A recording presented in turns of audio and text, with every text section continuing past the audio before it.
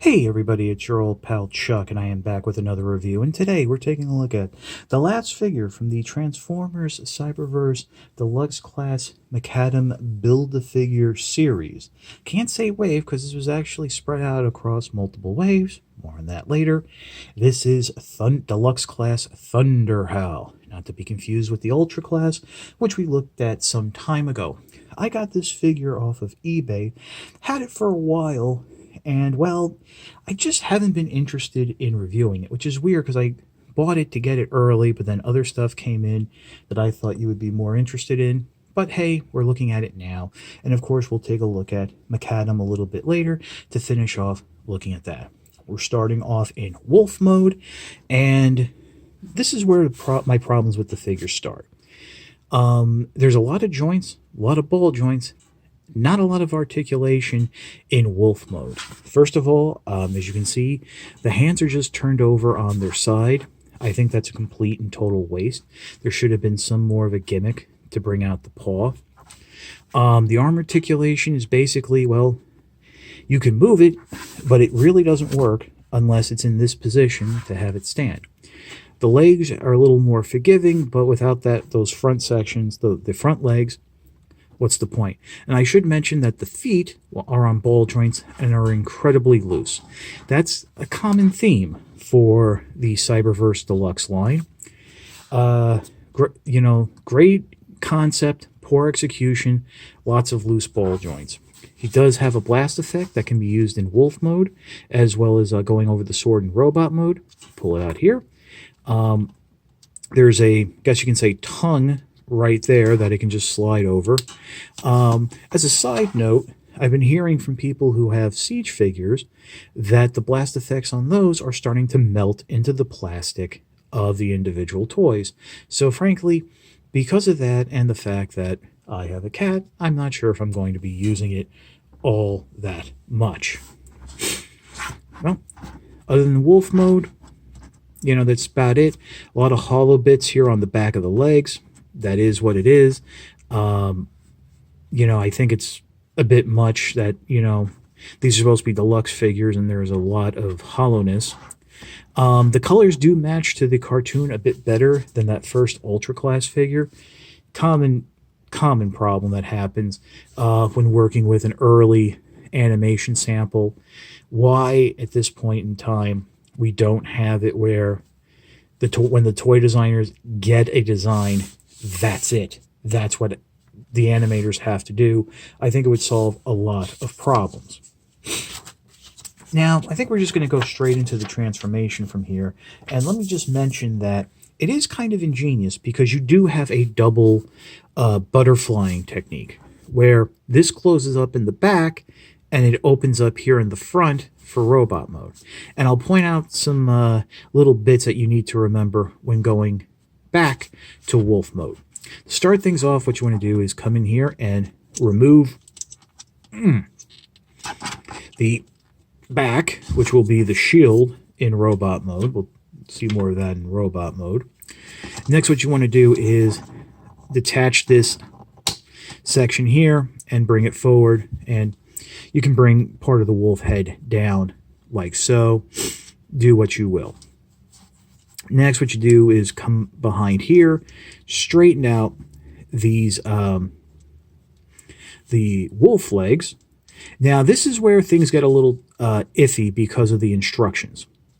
What you need to do is now unpeg this whole section here that connects the legs and the arms to this central torso.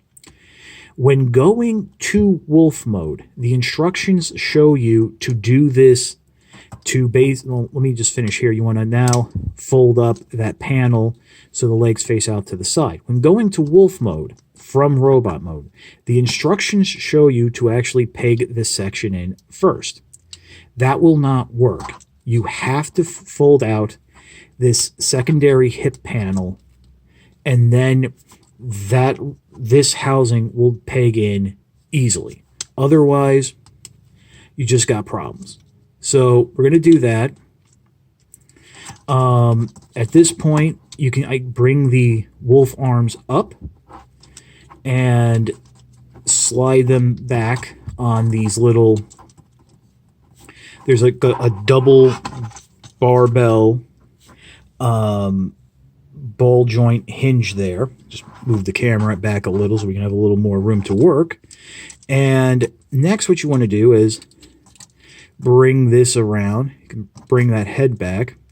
You're going to first collapse. You see how I get this wobbly joint? You're going to slide that in on the track all the way. I don't think it's, maybe it might snap for you. It doesn't really snap for me. Just like so. And then peg that whole section together so that you have the arms and the legs facing forward. Now what you can do is rotate the hip armor out on its side there, bring the arms down, rotate that shoulder armor out and around, and then rotate the fists into position, just like so. Not quite done yet. We still have some more to do. Coming back around to the back, you want to get a fingernail or something in there and start splitting this section. Open it up. And as you'll see, this is where you store the sword, and that will open up and reveal, this back section, which you can then fold flat. That forms, I guess, the cape of the robot mode. Come in through the back here, bring the head of the wolf down slightly so you can bring back this whole panel section. It's on a double hinge. Just down and down, just like so. That will just, and then this will peg into the back of the cape. Tab there. Tab there. I guess you can say the neck section of the wolf will peg into the torso, and that will allow you to just double hinge it, accordion it down like so, revealing the head. There are these little side panels that will just friction down, and there you have Thunderhowl in its robot mode. To finish it off, now they show you in the instructions to peg the shield in like this. Now, this is where I think these ball joints for the wrist come in, because if you fold it down, you can actually have it holding the sword quite naturally. I'm sorry, the shield quite naturally. And if you peg the sword in, and you use those same joints, you can actually get a rather nice, sword holding pose. We come in here, add the blast effect, which just slides over, much like it did on the tongue, if I can get it right, just like so. You know what? No, I like it this way, with the open part facing in. And here you have a very feral-looking wolf robot. Get a good look at the head. This is actually its armored up mode, whereas the Ultra class had the normal, minus the faceplate and all that. Although I think with the Spark armor, this is what the kind of transparent look you would get, but in transparent plastic. Ball joints here in the hips, but somewhat limited due to the hip armor. You got that forward articulation, tight knee joint. You have that secondary joint, which I guess you can use if you so desire. The arms, unfortunately, are somewhat limited due to those shoulder pylons and the fact that, again, this shoulder armor doesn't move out of the way. You do have a bicep swivel, which can help counter that. But all in all, I don't think you're going to be getting too many crazy ninja wolf, night wolf poses, whatever. However, you want to do it. Oh, and the tail, the back section here of the cape has a tendency to want to really impede the legs. So you kind of will want to end up with this standing up, because if you try to do a dynamic pose, that tail section will hit the ground. I really don't know how I feel about this version of Thunderhowl. Overall, as a toy, I think the Ultra Class version is a lot better, is a lot more fun, has some better gimmicks, like removing the wolf head to be the handle handguard area of the sword, having the spring out armor, as well as having a sheath to store the sword in robot mode formed from the wolf's tail. I like the inclusion of the shield. I like that the cape is basically built in to the transformation, although it does limit a little bit of the, limits a lot of the articulation and what you can do with the cape. Ultimately, I think you're going to be buying this figure to complete McAdam, which we're going to take a look at right now. Well, here we are. After all this time, McAdam is complete. Now, I went ahead and just put the head on, which comes with Thunderhowl, because it's such a small piece. I was afraid of my cat getting to it. So I had to break up the, running theme of doing the silent builds. To put it bluntly, I am not impressed with this figure. I think a company like Hasbro that is known for doing Build-A-Figures from their Marvel Legends line, actually only Marvel Legends, since they haven't done it in Star Wars or Lightning or even Classified yet. They could have done better. And I think somebody from Marvel Legends should have consulted on this. Looking at the articulation, you have a ball joint here in the shoulder. You have a ball joint here at the elbow.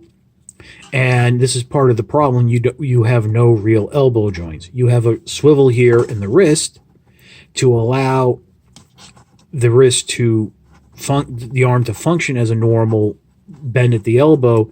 But if you look at the molding, the arm is meant to be positioned like this, including on the deck, on the images of the figure on the packaging. Comes with a hammer that it really can't hold well. Oh, is it? Nope.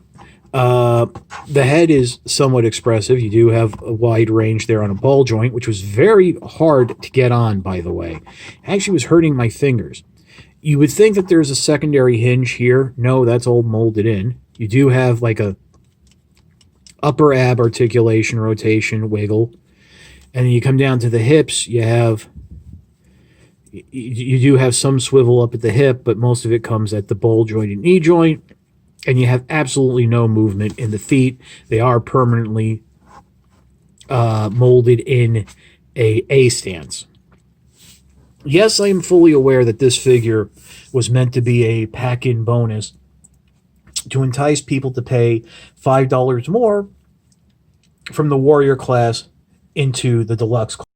And I get why they did that, but I think instead of including a Build-A-Figure, putting that $5, extra $5, and spreading it out into making sure figures like Optimus Prime and Megatron don't turn into floppy messes a week or two after getting out of the box would have been better.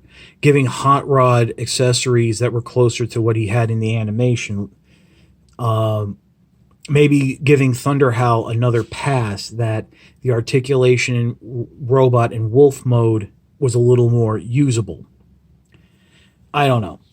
Apparently, we are getting a second wave of Deluxe class figures. They are not... Well, I can't say they are not. As far as I know, there will be no included Build-A-Figure, or it hasn't been announced yet. Hell, the actual figures haven't been announced. It's all rumor. I don't know if it's going to come through. Cyberverse has ended. The show, the cartoon. Apparently, there might be a second, like a movie or something, that's going to focus on the Megatron X character. So, yeah. I am just a little disappointed. I mean, I thought there would be more to McAdam than what we got. I know some people are like really excited. I don't follow the aligned continuity, so for me, this character just really has no meaning. I mean, to me, there's only one Prime, and it's Optimus Prime, and well, then Rodimus. So I know that's for younger people that, you know, who follow that aligned stuff. It's like, oh, this is McAdam. He's Alchemist Prime and all that stuff, and yay. Who knows? Maybe down the line we'll get a proper transforming version of McAdam, whatever it transforms into.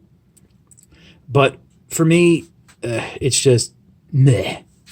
To bring Thunderhowl back in, I think this whole Deluxe class experiment kind of is ending on a whimper. First of all, you know, when doing a Build-A-Figure, you have to have all the figures come out at once. I mean, the only time I can remember that they spread a Build-A-Figure out over a couple of waves was when Toy Biz was doing Galactus, a Sentinel, Giant Man, and it was like 12 pieces. I mean, it could have been a 6-figure wave, or instead of having the arms be 2 pieces, a 4-figure wave, and been done with it a lot sooner.